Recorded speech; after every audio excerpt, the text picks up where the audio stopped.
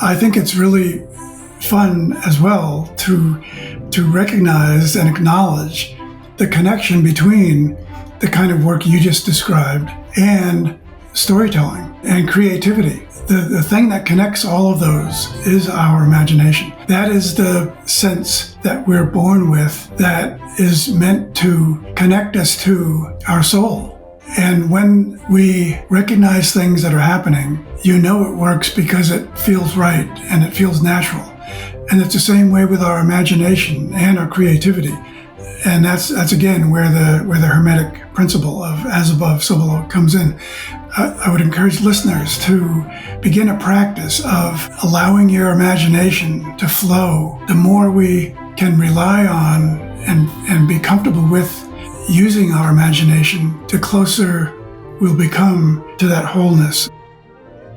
Hi, everybody. Welcome to the Ask Julie Ryan Show. It's where we blend spirituality and practicality to help you live a life of purpose and joy. What if every struggle, setback, and success in your life was pointing you towards your soul's true calling? Well, my guest, Dr. Robert Atkinson, is a developmental psychologist and author who helps people discover the deeper purpose hidden within their life stories. With wisdom drawn from spirituality, psychology, and storytelling, Dr. Atkinson shows us how to navigate life's challenges with trust, clarity, and courage. Join me as we explore practical ways to view your life through a spiritual lens so that you can embrace the journey you're on and live with greater meaning, resilience, and joy. Please remember to subscribe, leave a comment, and share this episode with your family and friends. Now, let's go talk with Dr. Atkinson. Bob, welcome to the show. I'm so delighted you could join us today. Thank you, Julie. It's great to be with you. Do you believe our challenges are chosen by the soul before birth? And if so, how do they shape our life story? Wow. Great one to start off with. Does the soul choose its challenges? Well, you know, there's a story about that. And I think because this story is so universal, it may help answer the question. So there is a story called The Angel and the Unborn Soul. And what that's about, it's found in many traditions, including Jewish and many others. When the soul is in the womb, an angel comes to it and tells it, I'm going to show you what your life is going to be like on earth. So it takes the soul from the womb to take it on this journey. And it shows it what its life is going to be like and returns the soul to the womb. 9 months later, the soul and the body are born, forgetting what it had learned as a soul. So our sort of job and purpose and direction from birth on is remembering what we forgot when we were showed what our life would be like as an unborn soul. And so based on that story, which is pretty universal, there is a purpose to our lives, and there's also a direction and something. I mean, the angel knew what our life was going to be about and showed us, but as soon as we came into this physical plane, we forgot. And that's the challenge of our life, is to remember. So the story that we tell about our lives is really about remembering who we are, where we came from, and where we're going. That's the important part that gets to your question. Where we're going is part of what we remember. And when we do that, I think we have, so it's there for us to discover and to remember.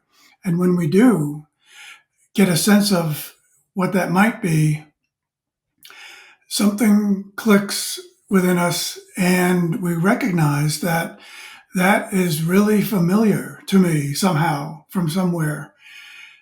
We may not be familiar with this legend of the angel and the unborn soul, but we can remember that it is that what we're experiencing now in our 20s or 30s, whenever it is familiar to us. And that's because we were shown what our life is going to be like as an unborn soul. So there is that fairly universal legend that really answers your question in that way, is that there is a purpose and a direction, and we have to discover it. And when we do, when we get close to that, we have a recognition as well as a remembrance of what it is we're supposed to be doing in this life.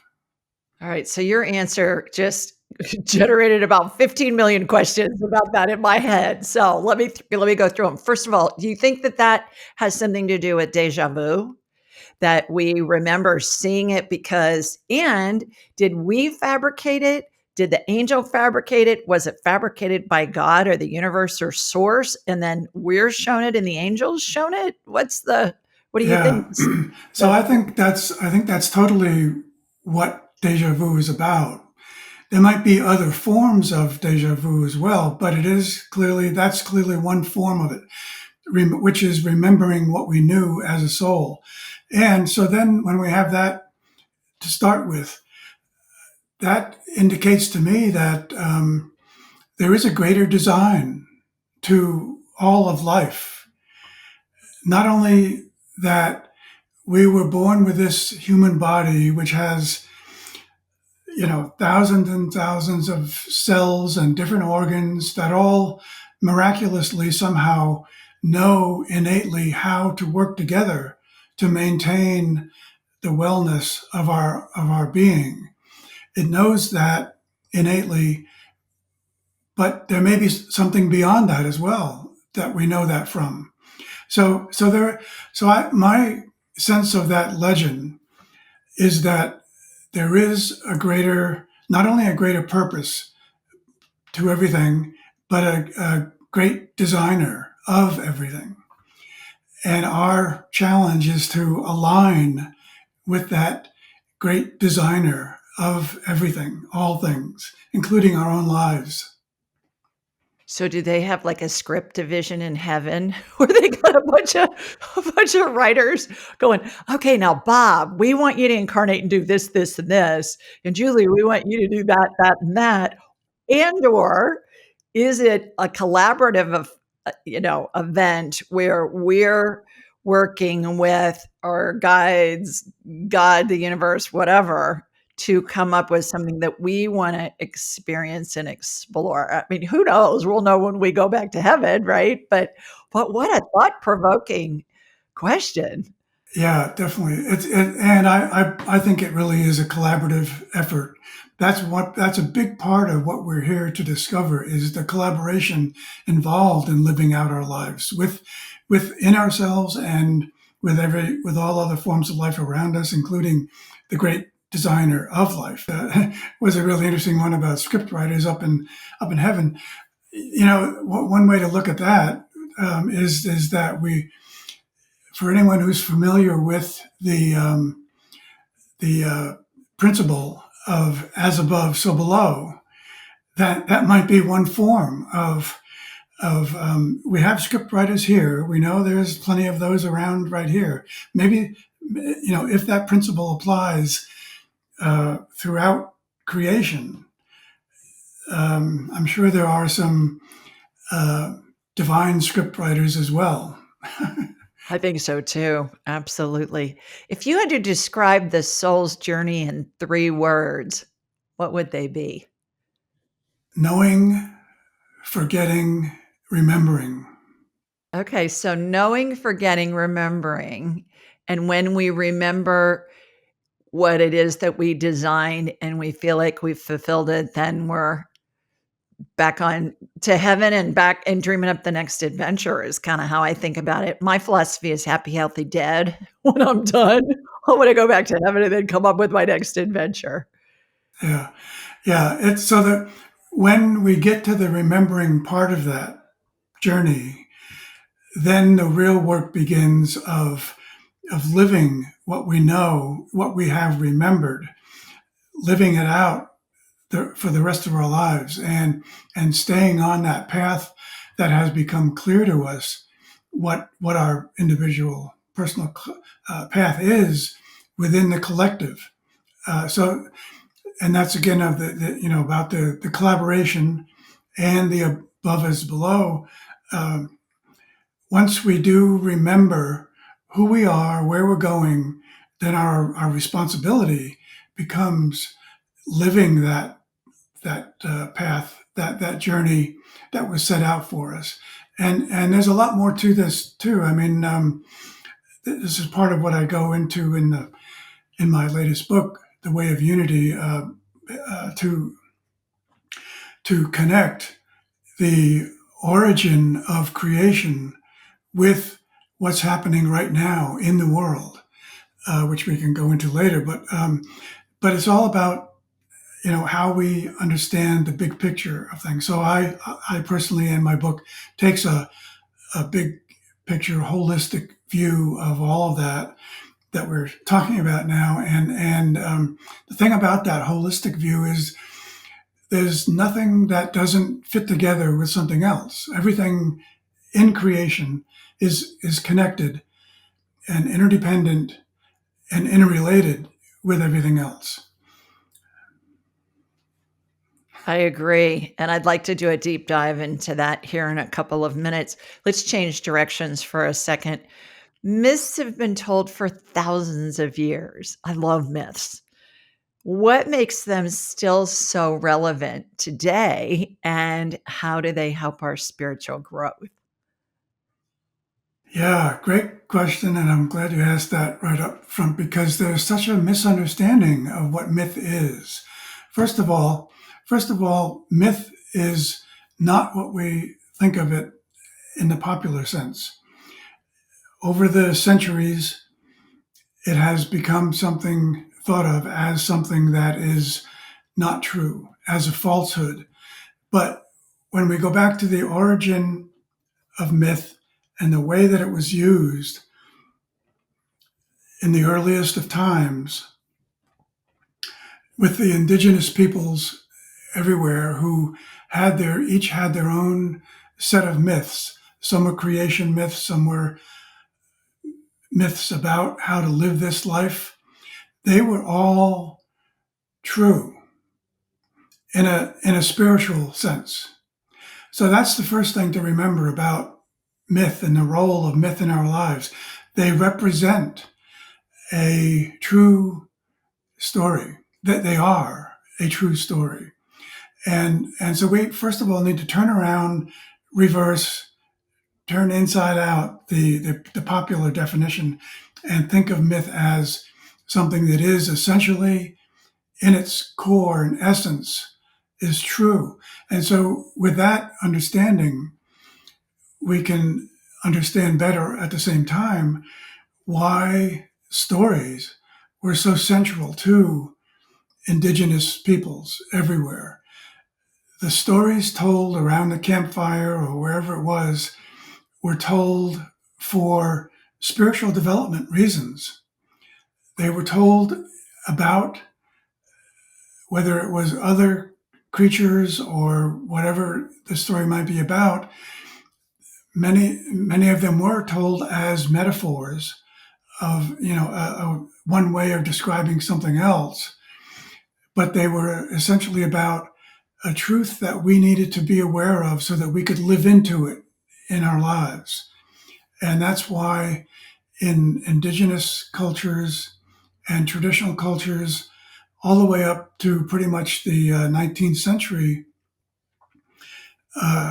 maintained the sharing of their myths and sacred stories. I mean, that's really another better term for, or a better way to understand myth now, is to think of them as a sacred story. So in that sense, they're as essential to all cultures, all times, as anything else we could think of, because they were guides, for us. They were getting back to where we started, myths, sacred stories are guides for the soul living its life in this world. Myths and legends and sacred stories all the same thing? Not exactly. I mean, legend is another term, another form or type. It's like it's like literature, that has many genres, and a legend academically is a specific kind of story that also traditionally was true, or at least symbolically true of something. Um, and in that way, legends are similar to myths and sacred stories, but but they also have their own unique characteristics that make them a little different. Can you give us an example of a myth, a legend, and a sacred story that most of us would know or would have heard of? Okay, so one sacred story from the Bible is the story of Job. Who yeah, Job is one, but another one that might be as well known or more is Jonah and the belly of the whale. That's a story that is true on the inside, but not necessarily in the literal sense. So in the Bible, it's told as a story to present a truth, which is, in this case, the story of Jonah and the belly of the whale. That's a story about transformation and how transformation happens. Uh, Jonah, whatever the details were, ends up on during his quest inside the belly of the whale. But the purpose of that, and in the story and in the quest that he was living out, that represents the the middle portion of the pattern of transformation that has. So let me put the story of Jonah in a three-part transformational process that it's really meant to explain. The first part is the beginning. He goes out, he's searching for something. The middle part is what I refer to as the muddle. And that is when we experience challenges in our life, whatever the challenge might be for us particularly. But that challenge is there for the purpose of helping to bring about and complete the transformation that we set out on a journey for without necessarily knowing. Then the third part is what I call the resolution. So, in order for Jonah's story to be completed, he has to come back out of the belly of the whale as a different person. That's how and why he was transformed. Why he went in the first place and why he came out is he's now a different person. He's a transformed person. That's the basic three-part meaning of that particular story. And most of the others examples that I could think of, the thing about them is that they all follow that same pattern of beginning, muddle, and resolution, because they're all describing the process of transformation.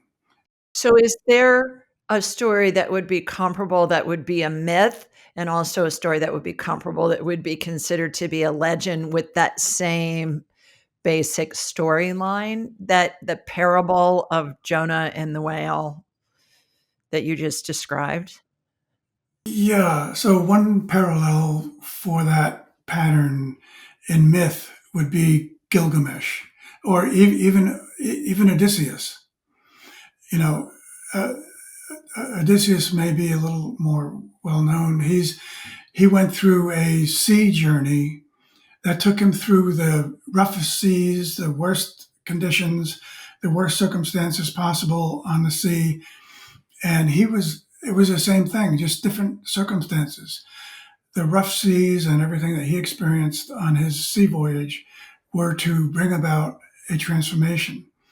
And that's what happened to Odysseus as well. So that's the common pattern. And of course, if anyone is familiar with Joseph Campbell and his work, The Hero with a Thousand Faces, that's exactly what he was describing, was different versions of the same pattern.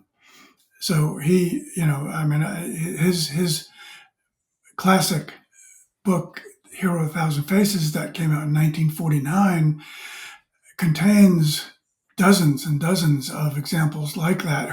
What he did, that was the first time that this had been done, was he put all of those myths and legends and sacred stories, he broke them down into the same pattern. He had three main archetypes: separation, initiation, and return, are the ones that he used. And then he broke each of those three major archetypes down into smaller motifs. And there are thousands of variations, but the basic pattern is the same in everyone's story. And I was to bring a little bit of my own story in here. I didn't know it at the time, but this is in my 20s. I was living through some experiences that I knew were different and important and meaningful, but I didn't know at the time that I was following my experiences were leading me to places and to people that were helping to bring about an inner transformation for me as well. And I didn't know that until, by chance, I met Joseph Campbell Wow. at a talk that he gave at one of his Cooper Union talks in Greenwich Village, New York City. And by chance, I was in the city that day, didn't know about it, but I saw a poster on a bookstore bulletin board about his talk just a few blocks away. I had enough time to walk over there. I sat down, and he explained in this huge hall, about 1,000 people, like he was just talking to me with all these other hundreds of people around me, in a way that made complete sense of everything that I was experiencing at that time. So I had no idea at that time what my return part would be yet. That was still to come. But it meant so much to me to have that clarified for me that I went up afterwards and introduced myself. And this was before he became very well known through his talks with Bill Moyers. And he was very open and willing to talk with me further about that after that particular talk. And so we kept in touch, and he became a mentor for me. But that's an example of how it's not only a universal pattern that all the myths and legends and sacred stories follow. It's really the deeper level of what our personal lives are designed to follow as well. So we've got Odysseus as the myth. We've got Jonah and the whale as the sacred story. What's an example of a legend? Well,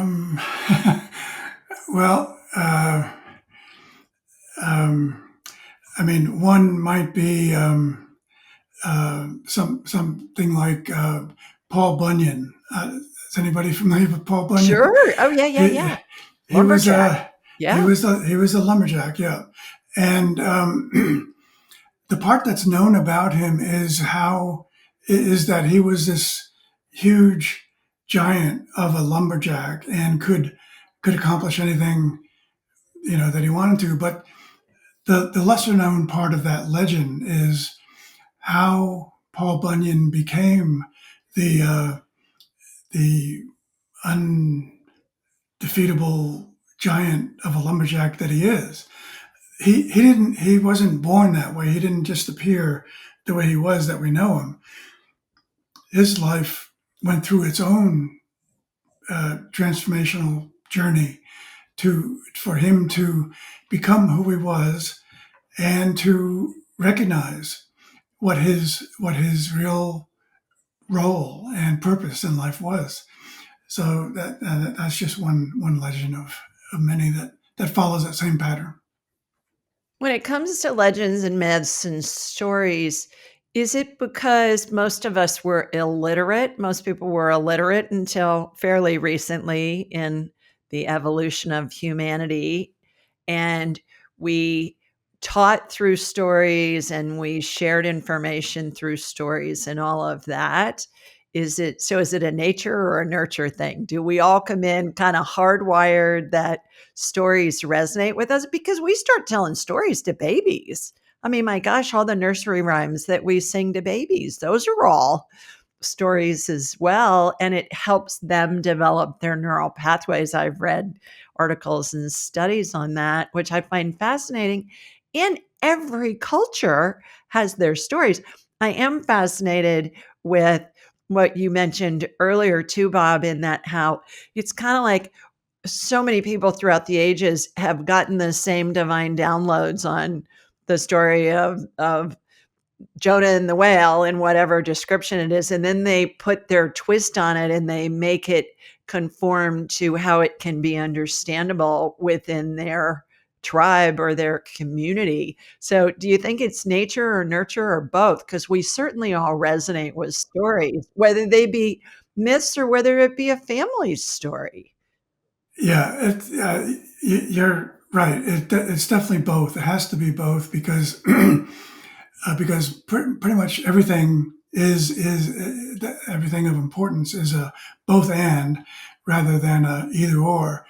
And and I'm not sure I would look at it as a matter of being illiterate because when we go back to when and where sacred stories and myths were really the center of community life, people were not illiterate.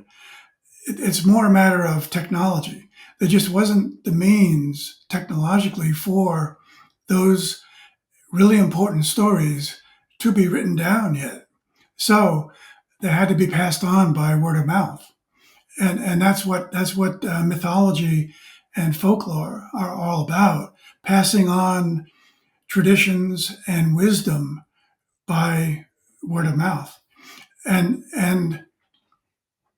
with a few millennia and the many centuries that have passed since that time, there have been other there have been many things come into our lives, especially technological things, like the telegraph, the telephone, the radio, the newspaper, printing press, and all of those were part of an evolutionary process that on one level took humanity away from its core, away from its center, by giving it these other things out there that could take the place of what we knew innately and were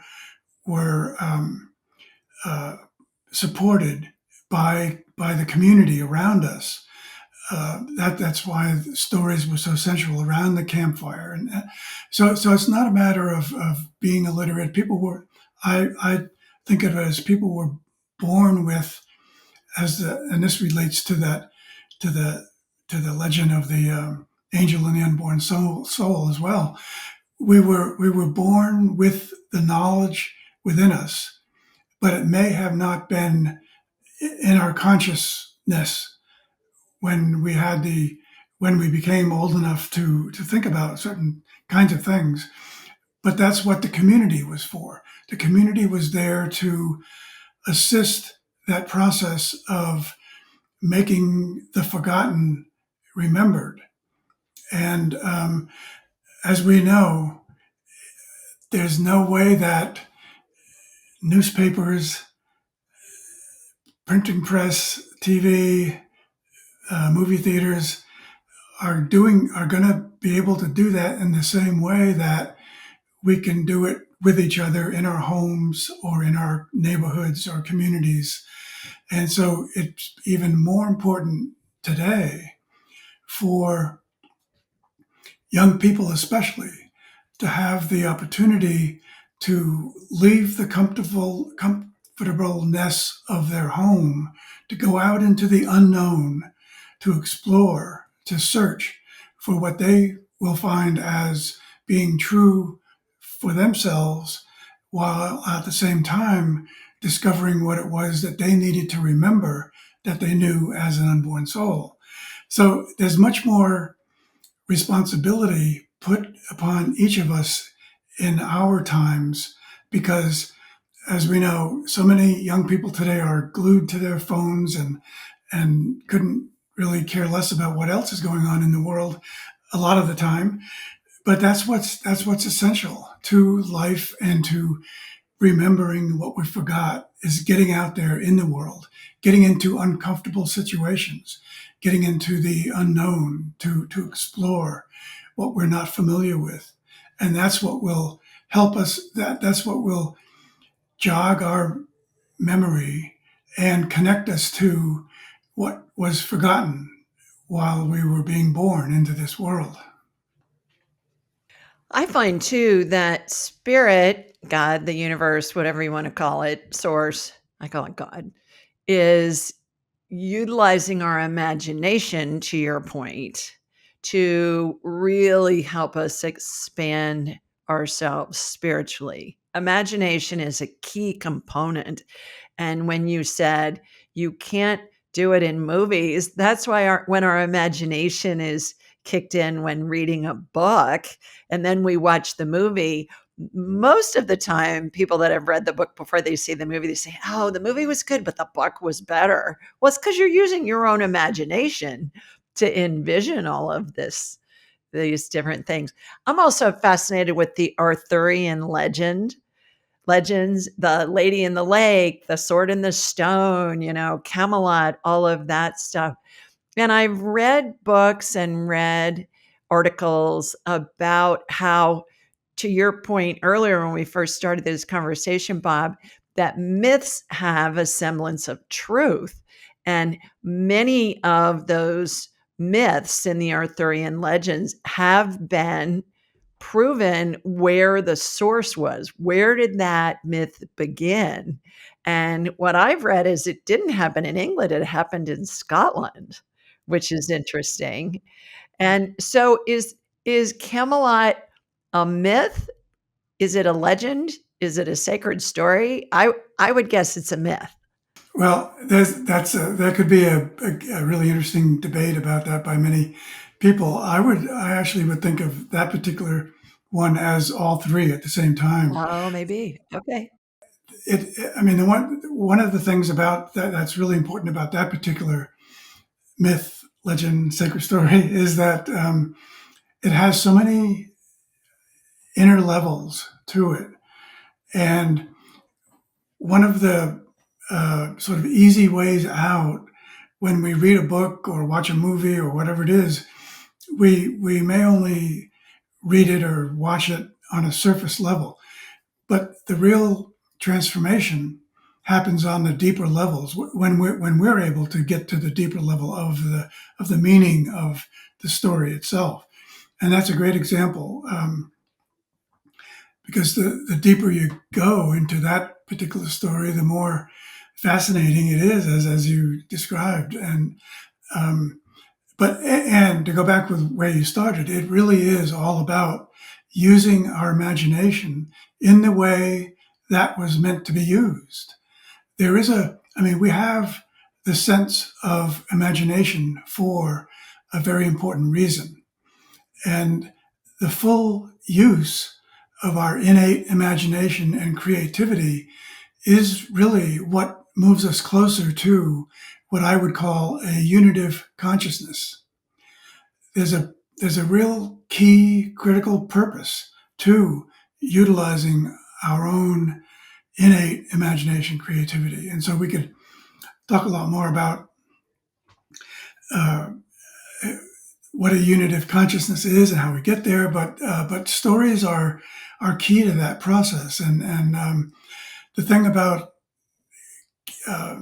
utilizing our imagination, which allows us to implement our creativity, to be creative, that is what leads us toward a journey and a process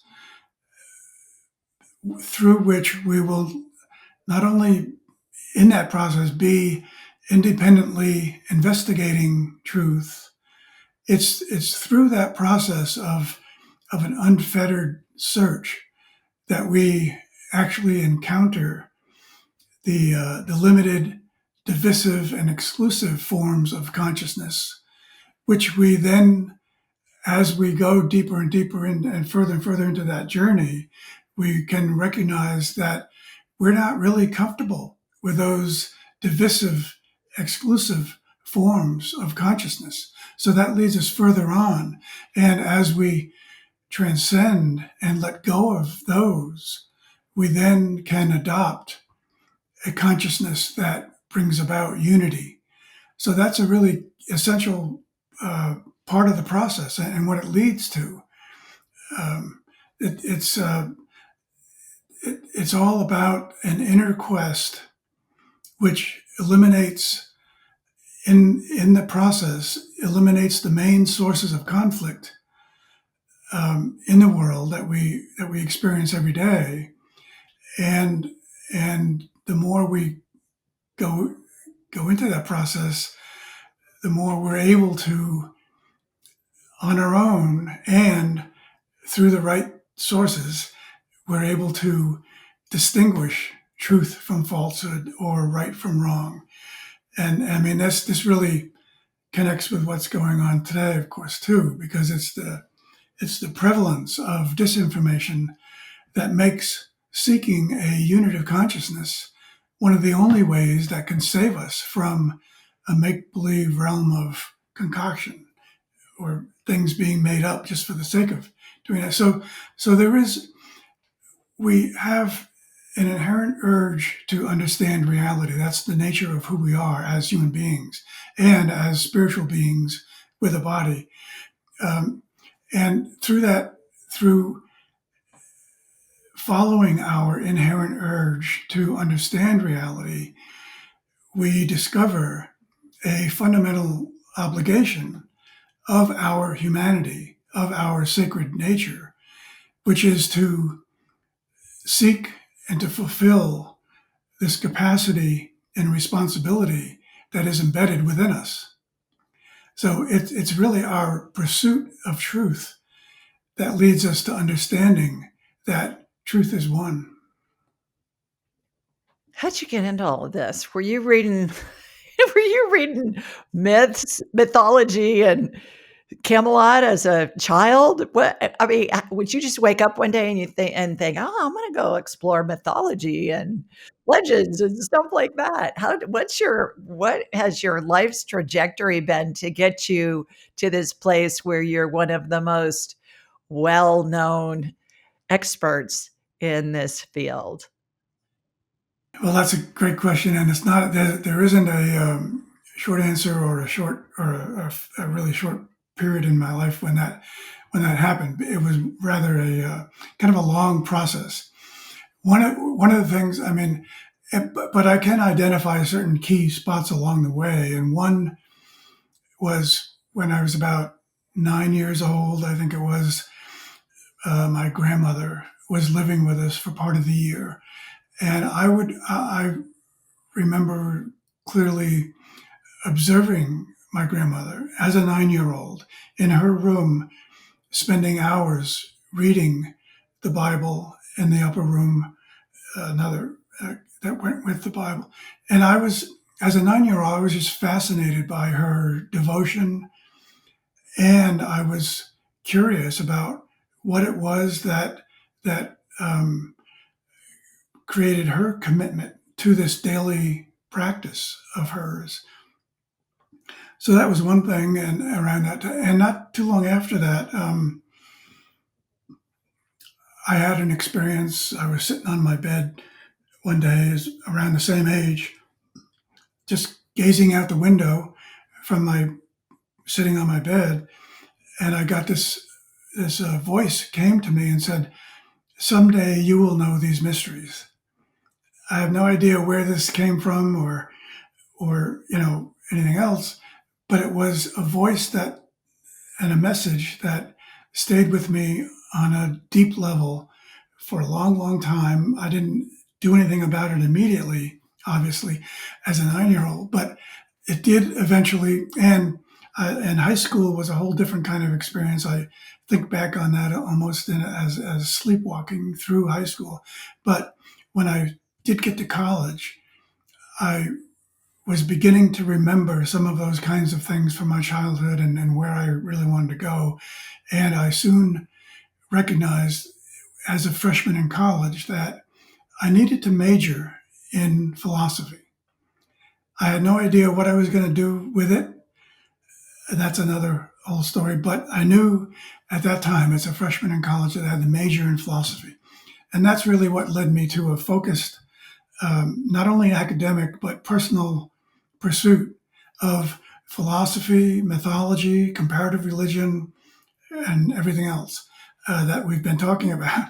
So that was how the long-term process kind of unfolded for me. So it's not like as kids you wanted to be a plumber, and then one day you heard the voice that sounded like Morgan Freeman going, "One day you will know the answers to all of these," and then you changed trajectories. It sounds like really out of the chute, you knew that that was gonna be the trajectory of your life, even though you didn't know all the details, certainly as a child. And back to the Bible that your grandmother was reading, are the stories in the Bible, are they parables? There's a lot of Christians that take it verbatim, those stories in the Bible, and then there are others that say, "You gotta look at the bigger meaning." They're parables, they're analogies to help us look at the bigger picture, like how you so beautifully described Jonah and the whale. And people say, "Well, that's not right." And I say, people have been analyzing the daylights out of the Bible and all the other holy texts since the beginning of time, and they probably still will till the end of time. So what's your interpretation on that? Well, I tend to agree with those who have really identified the stories in the Bible, both the Old Testament and the New Testament, as parables. That I mean, I think it's fairly well accepted now that Jesus spoke in parables, and he chose that as a way to speak to his followers because that was one thing that was common, and people knew about parables and what they were meant for, even way back then. But the thing about parables is that they are they are told in something that may be familiar to us, but are really describing something on a much deeper level that is not only familiar to us, but maybe that we've experienced in our own lives too. And so there was a way. There's a there's a really important reason for using parables to teach the truth, the deeper truth of those stories, and I believe that's what they were used for, and so that means that reading the stories in the Bible to get the most meaning out of them requires reading them on the deepest level we can. Whether that's, again, using our imagination to try to figure out what could be the deeper meaning of whatever in the story. That's why we have the sense of imagination, to answer those kinds of questions about the real meaning of a story or a parable on our own. And when that doesn't work for us directly, specifically, then we have the help of others in our family or community or faith community, whatever it might be, to help us, with that. But ultimately, it's got to become something that we pursue and arrive at on our own. So it really does become an independent search for truth. But we can't take things on the surface level. That's the thing about parables. Parables, they're not meant to be taken on the surface level. We have to look at them on as deep a level as we can. Interesting thing that's coming into my head as I'm listening to you talk about this is a lot of the work that I do, Bob, is energy healing work. I'm a medical intuitive. I learned how to do all of this stuff. And I teach people all over the world how to do it. And I'm like a human MRI. And I, with somebody's permission, can look inside their body and see broken bones, torn ligaments, viral infections, whatever, cancer. And then spirit works through me and with me to help facilitate healing on the energetic level. And it's all in metaphors. It's all analogies. If you listen to one of my call-in shows, we do it every Thursday night, you'll hear me say, okay, now Bob, imagine that your elbow looks like whipped cream. And then imagine that there's a big beater, like from a mixer, that's going to mix it together. And we're going to throw these other ingredients in there. And it's going to be like a balm. And it's going to heal that torn ligament or whatever that's going on in your elbow. And when this first started coming in for me, it was embarrassing, quite frankly. I was like, people are just going to think I'm out of my ever loving mind. However, what I've realized after doing this for 30 years is spirits using our imagination to help us envision a healing in a way that we can picture it or feel it or sense it, whatever. And the body's always going to follow what the brain's showing it, even if the brain doesn't believe it to be true. And in reality, when we look at, let's say, Western medicine, you got your leg, got a big cut on your leg, you go to the emergency room, the doctor's going to stitch it up, and the doctor doesn't make your skin grow back. You make your own skin grow back. Everybody heals themselves. But being able to envision and use our imaginations, it helps us heal. And really, we don't see a cell attached to another cell, to another cell, to another cell that's going to cause a scab to form, and then we're watching all the other cells attached to one another to form skin underneath, so that when the scab falls off, our wound is healed. But we know that it works. So I'm listening to you in your description of all of this, and I'm thinking, well, that's what spirit's doing with me, with these different analogies for things that are being used to describe the healing in a human frame of reference that we can understand. And oftentimes it's hilarious, the images that I get. And when I ask spirit about that, I hear it's supposed to be fun, because fun and joy is a high vibration. And that's when the magic happens, is in the high vibrations. So I'm with you on the imagination. You'll hear me say, if you listen to one of my shows, okay, now imagine this, imagine that, imagine this. And I wasn't trained to do that. It's just come in naturally for me to bring in a person's imagination, not only in the healing, but I find that in everything in the work that I do, whether we're talking to somebody's grandmother in heaven, and she's showing me a jar of strawberry jam.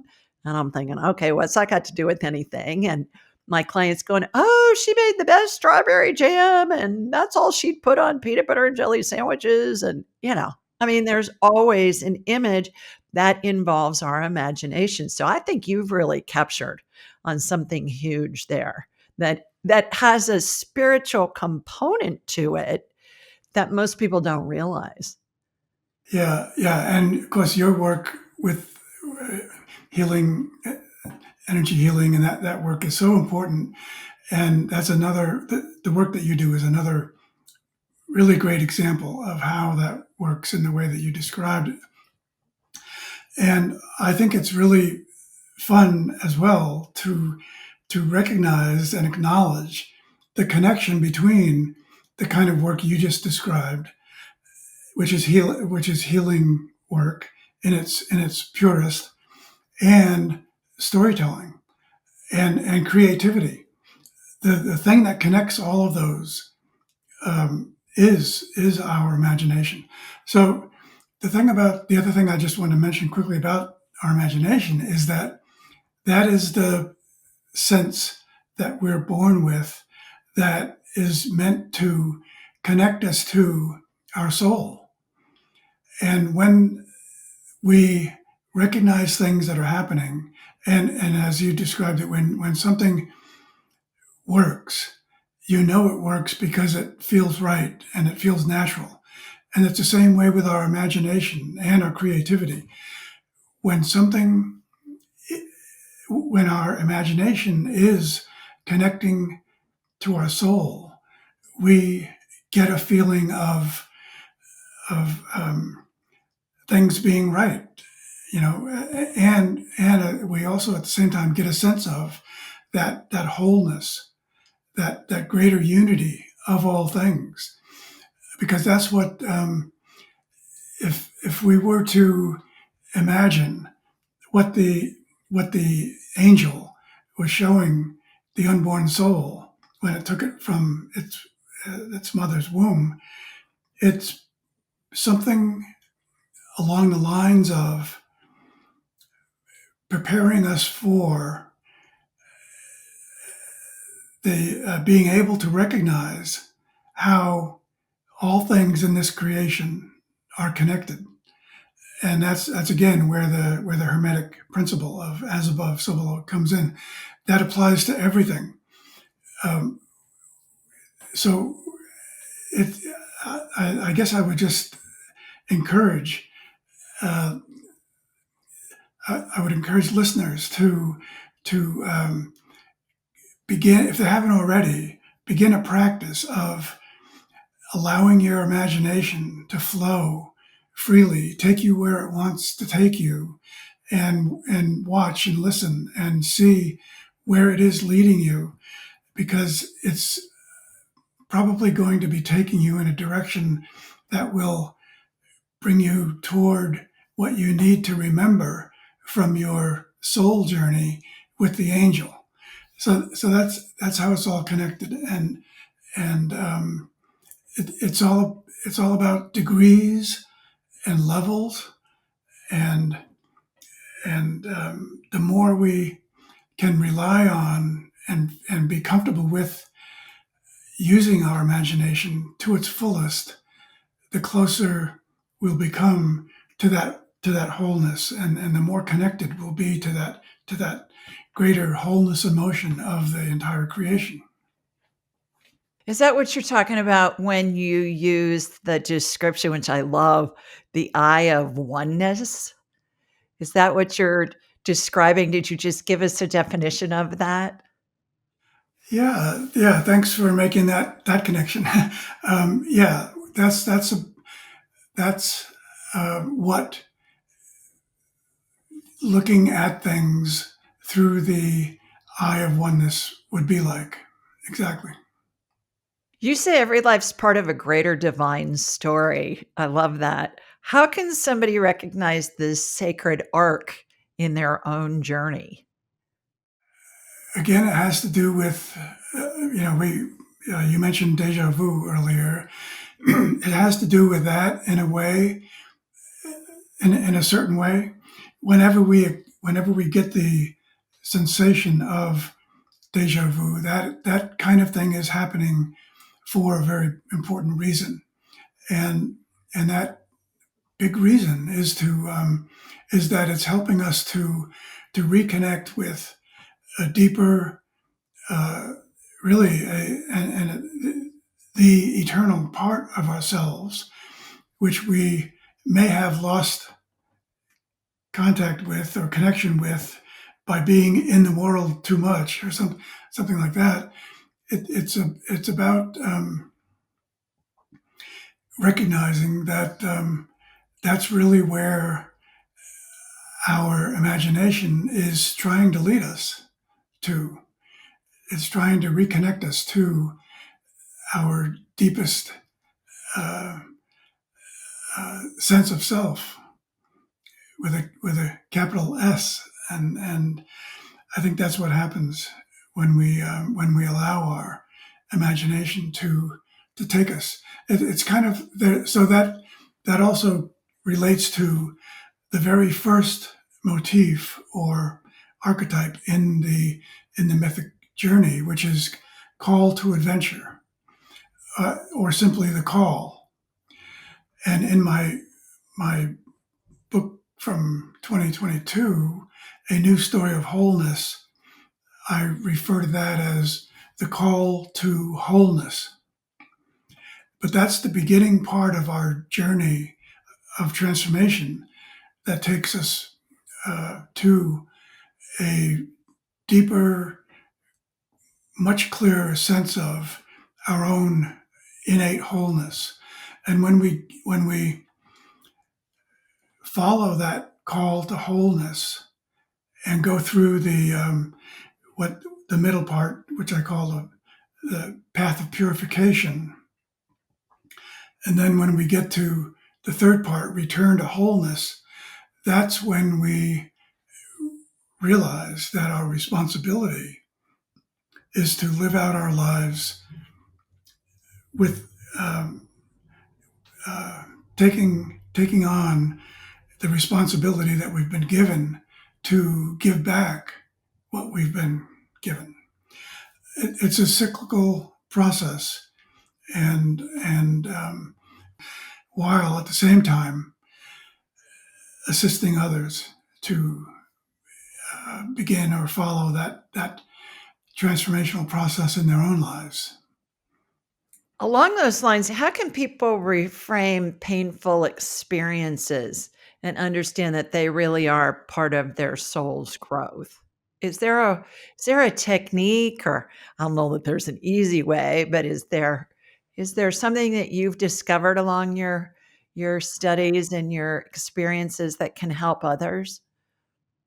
Well, I think a big part of that process that you're asking about is an inner understanding of the entire process. And so, again, going back to that basic pattern of beginning, muddle, and resolution, the understanding that the muddle has a purpose in our lives and a role to play, that's the only thing that will bring us to the resolution, which will then enable us to carry out our lives, continue living our lives on a higher level. So it's almost as if those challenges and hurdles and struggles that everyone experiences in their lives are meant to move us further along in our journey. It's like one of the easiest ways to get there is to have a set of stair steps that are allowing you to take those steps one by one to get to that place you want to be. And even if the steps were spaced way out or whatever they were, they're necessary for you to get to that higher place. Does it help us create too? Because when we know what we don't want, it helps us create what we do want. Yeah, some of the greatest creations have come out of struggle, and the greatest challenges anyone could imagine have been born from that kind of struggle. Is there one simple practice, if you had to distill it down, that anybody could do to help them connect with their life's bigger story and purpose? Well, that's another great question, and because there are many. So to identify just one is pretty Like somebody challenging. that's just beginning to Well, understand this yeah, stuff. having to narrow it down to one, I would just, if people aren't already doing this, I would say the first step in that process of search and discover and transformation is a regular practice of meditation and prayer. And I say that because those are for me, those are two steps to a connected process. Through meditation, we listen for guidance, for a higher message, whatever it might be. Prayer is also a step toward something. It's not just saying something and letting it sit by itself. It's saying something, becoming aware of it, and doing it. Another version or variation on that is a concept that I think of. It's very similar to that, and that is understanding that everything we do can have a three-part process. I mean, so three is a big number here for everything, transformation, everything else. But there are three things that we need to understand to make things happen in our lives. The first thing is knowledge of what we want. The second thing is will or volition to make that happen. And then the third thing is taking action to make it happen. So it's a process of knowledge, volition, and action. They're also interconnected, and together they complete a process of bringing about what you envision in your life. Yeah, and I think that's a missing link with all this manifestation, manifest whatever you want. What a lot of them leave out is you gotta take action because people say, "Oh, I do all of these affirmations every morning and it hasn't happened yet." I go, "Well, what are you doing to help it, start?" You gotta take action to create whatever it is you're trying to manifest. I completely agree with you. If people that have heard and watched this conversation today have just one main takeaway from our discussion, what do you hope it's going to be? Well, we've talked about a lot of different things in this hour. I guess the takeaway would be that don't let what you want in your life to feel like it's out of your control. You do have control of your life, and that's where the what we were just talking about, knowledge, volition, and action. That's where that comes in so much. We have to first know what we want, then the will to want to make it happen. But as you were saying too, the key is the taking the action that will make it happen. So that's that puts the knowing that and carrying that three-part process out in our lives keeps the agency with ourselves rather than giving it up to anything or anyone else. Couple more questions as we're winding down here. Do you think that God, the angels, our spirits, our deceased loved ones who are sending us guidance all the time, do you think they whisper to us or do they shout it to us, or is it a combination of both? Yeah, depending on the circumstances, it could be whisper, it could be shouting. And the other interesting part of that, I think, is that unfortunately, due to our human nature and free will, they have to sometimes say the same thing over and over, again and again, again and again to us for us to get it. But we get those kind of messages a lot. And so again, it's a matter of being aware enough of ourselves, where we are, who we are, where we're going, to recognize when those kinds of voices do come to us, because they have a really important purpose. And if we don't hear it the first time, they'll tell us the second, third, fourth time. Maybe that's why the same stories are told in all the cultures and all the religious texts, because they're wanting us to get it one way or the other, and so they're going to present it in a bunch of different ways. Maybe that's Right. part of the whole overall equation with that. Last question, Bob. Why do we incarnate? Why do we incarnate? Why do we incarnate, period? Why do we come have this human experience? Yeah, no, that's great. I happen to believe that this human experience is, in a sense, sort of a training ground for not only what can be brought about on this plane in this world, but also what we will experience as we continue our journey as souls into the next realm. So we incarnate into this world to perfect our qualities, attributes, virtues, and live our life according to those, so that we become, the best version of what we're designed to become, and that's what will move us much further along in our eternal journey. Well said. You, sir, are an extraordinary combination of brilliance and wisdom, all rolled into one package. And when you said that Joseph Campbell was one of your mentors, I thought, well, yeah, no kidding. And it's really evident to me why the two of you were so close and worked together. And I would have loved to have been a fly on the wall in those conversations that you guys most likely had over the years and times spent together. So thank you for the work that you're doing, and thank you for enlightening us all. How can people learn more about you and your work? Yeah, thank you, Julie. It's been a pleasure being with you.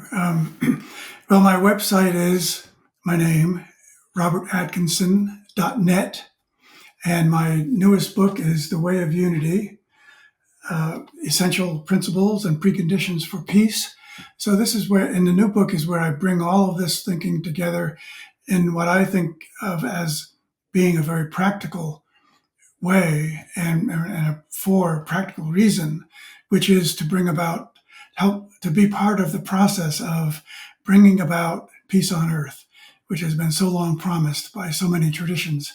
This is the book that will provide the stepping stones, the preconditions, and everything else for that. It does have a study guide, so it's designed for groups and book clubs to work together and consult on the questions in the study guide. And there's more on that on my website, robertatkinson.net. Okay, terrific. We will have all of that in the show notes. In the meantime, everybody, sending you lots of love from Sweet Home, Alabama. Mwah! And from Maine too, where Bob is. We'll see you next time. Bye, everybody.